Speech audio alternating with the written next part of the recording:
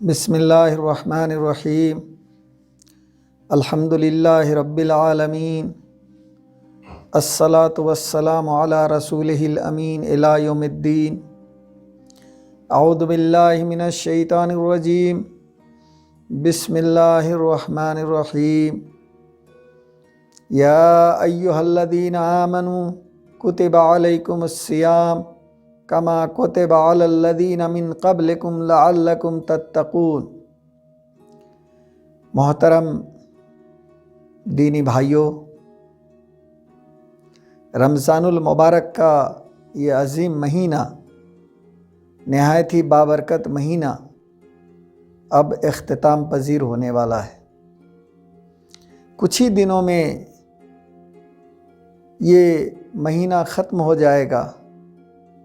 البتہ جس آدمی نے اس مہینے کا روزہ ایمان اور احتساب کے ساتھ رکھا ہوگا، یعنی اس یقین کے ساتھ کہ اللہ تعالیٰ نے ہماری ہدایت کے لیے، ہماری رہنمائی کے لیے جو اپنی آخری کتاب قرآن نازل کی ہے، اور اس میں جن چیزوں پر ایمان لانے کے لیے کہا گیا ہے، مکمل اللہ کی باتوں پر ایمان رکھتے ہوئے اور اپنے ہر پل کا جائزہ لیتے ہوئے کہ جس مقصد سے روزہ فرض کیا گیا ہے وہ مقصد ہم روزہ سے حاصل کر رہے ہیں کہ نہیں کر رہے ہیں، اس بات کا جائزہ لیتے ہوئے اگر ہم نے مکمل روزہ رکھا ہوگا تو روزہ کے بعد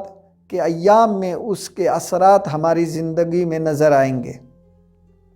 محترم بھائیوں، جس آدمی نے روزہ ایسے رکھا کہ رمضان جس دن ختم ہوا اور اسی دن سے اس کے اعمال میں کوئی تبدیلی محسوس نہیں ہوئی، یعنی جیسے وہ پہلے عمل کرتے تھے ویسے ہی روزہ کے بعد بھی اس کا عمل ہے، اور اس کے اندر کوئی تبدیلی مثبت نہیں آئی، یعنی کہ اس نے رمضان میں جو پورا روزہ رکھا تھا اس سنکلپ کے ساتھ کہ ہم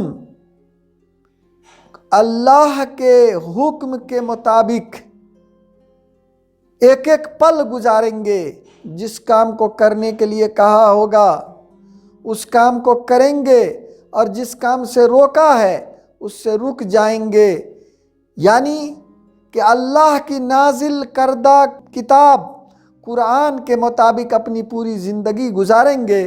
یہ جائزہ لیتے ہوئے جس نے روزہ رکھا ہوگا اس کا روزہ اللہ کے یہاں مقبول ہوگا، اس کے روزے کا فائدہ ملے گا، اور جس نے اس کے بغیر لاپرواہی سے رکھا ہوگا اس کے روزے کو اللہ کے رسول صلی اللہ علیہ وسلم فرمایا کہ اس کو بھوک اور پیاس کے علاوہ کچھ بھی نہیں ملے گا۔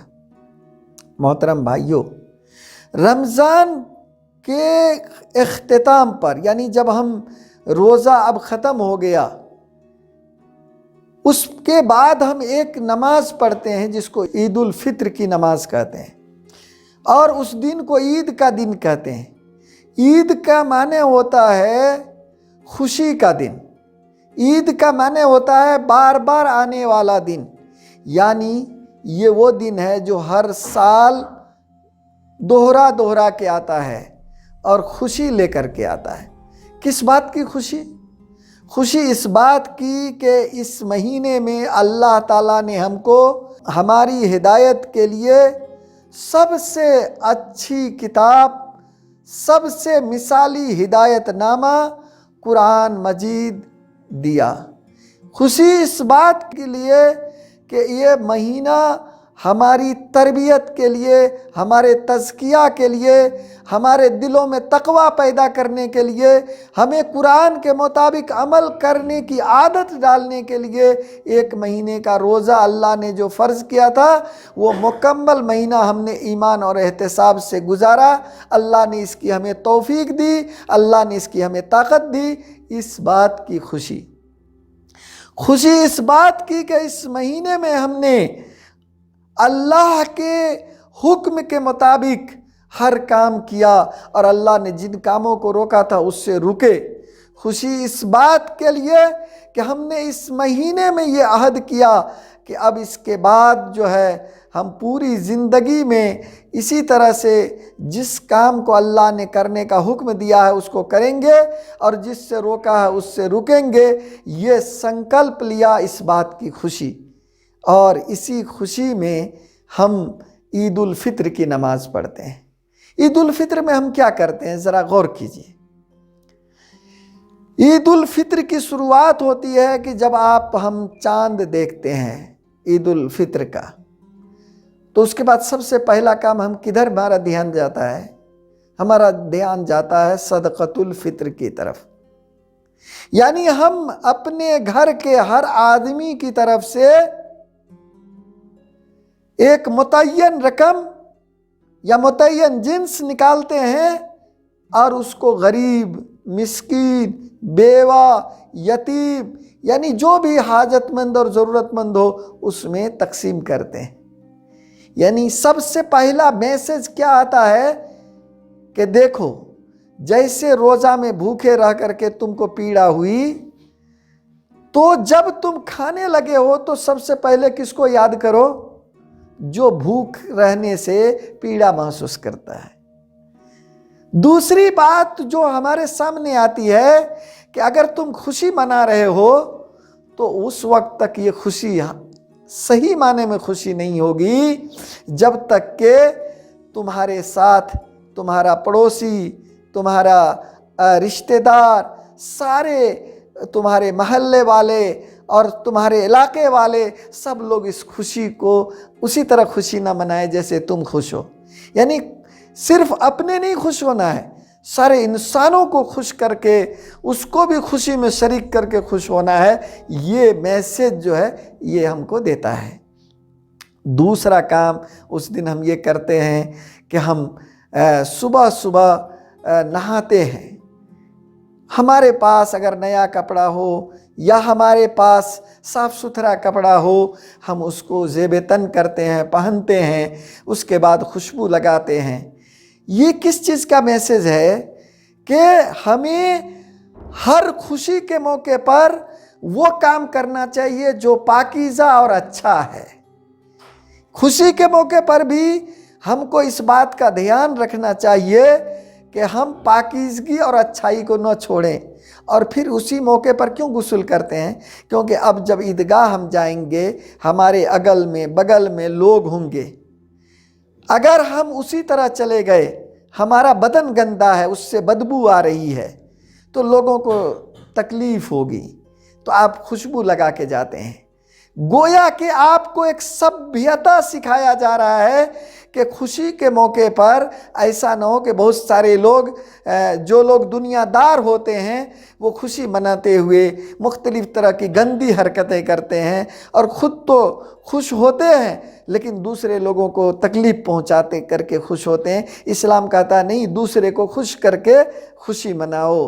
سبھیتا یعنی خوشی اور غم دو ایسے موقع ہیں جس سے آپ جس مذہب کو مانتے ہیں، آپ جس سویلائزیشن کو مانتے ہیں، جس تہذیب کو مانتے ہیں، جس کے علمبردار ہیں، وہ مذہب کتنا سبھ، کتنا صحیح، کتنا انسان دوست، کتنا اخلاق کو اچھا کرنے والا ہے، وہ اسی موقع پر آپ ایک سبق دیتا ہے۔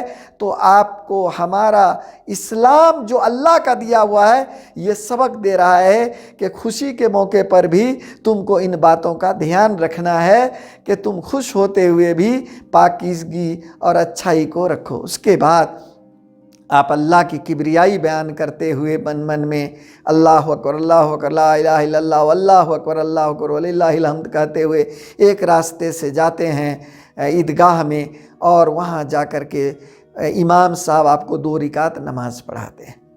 اس کے بعد امام صاحب خطبہ دیتے ہیں اور اس کے بعد آپ جو ہے ایک دوسرے کو مبارکباد دیتے ہیں، پھر وہی اللہ کی کبریائی بیان کرتے ہوئے دوسرے راستے سے اپنے گھر واپس آتے ہیں۔ اب ذرا غور کیجئے کہ خوشی کا موقع ہے اور اس موقع پر ہم کو نماز پڑھنے کے لیے کہا گیا۔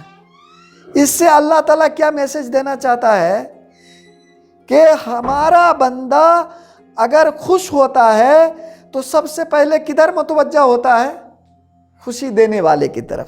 اور خوشی دینے والا کون ہے؟ اللہ ہے. اس کا شکر ادا کرتا ہے. اللہ تعالیٰ نے کہا لَإِن شَكَرْتُمْ لَأَزِيدَنَّكُمْ، اگر تم کو کچھ مل جائے اور تم میرا شکریہ ادا کرو تو میں تم کو اور زیادہ دوں گا.